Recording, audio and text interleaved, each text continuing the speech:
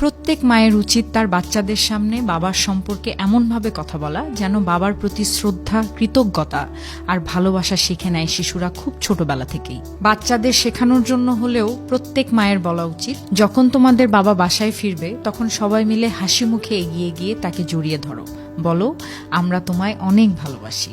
তোমাদের বাবা সারাদিন রোদে পুড়ে ঘামে ভিজে ক্লান্ত শরীরে ঘরে ফেরেন শুধু তোমাদের মুখে হাসি দেখার আশায়। তিনি হয়তো বলেন না, চোখে জল রাখেন না, কিন্তু তার নিঃশব্দ প্রতিটি মুহূর্তে ভালোবাসার স্পর্শ লুকিয়ে থাকে। মাদের নিয়ে অনেক কথা বলা হয়েছে, অনেক লেখা হয়েছে। বাবাদের নিয়ে স্বাভাবিকভাবেই আমরা একটু কম বলে থাকি, চর্চাটা আমাদের মধ্যে একটু কম। বাবারা তাদের ভালোবাসার শব্দে নয়, কাজে প্রকাশ করেন।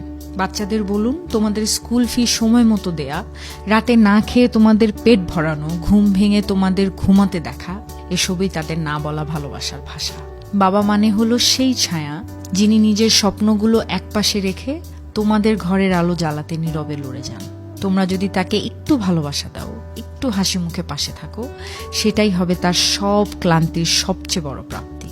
বাবা কেবল একজন রোজগার করা মানুষ নয়, তিনি একটি পরিবারের নীরব আশ্রয়, যিনি তার ভালোবাসা লুকিয়ে রাখেন ত্যাগের আড়ালে।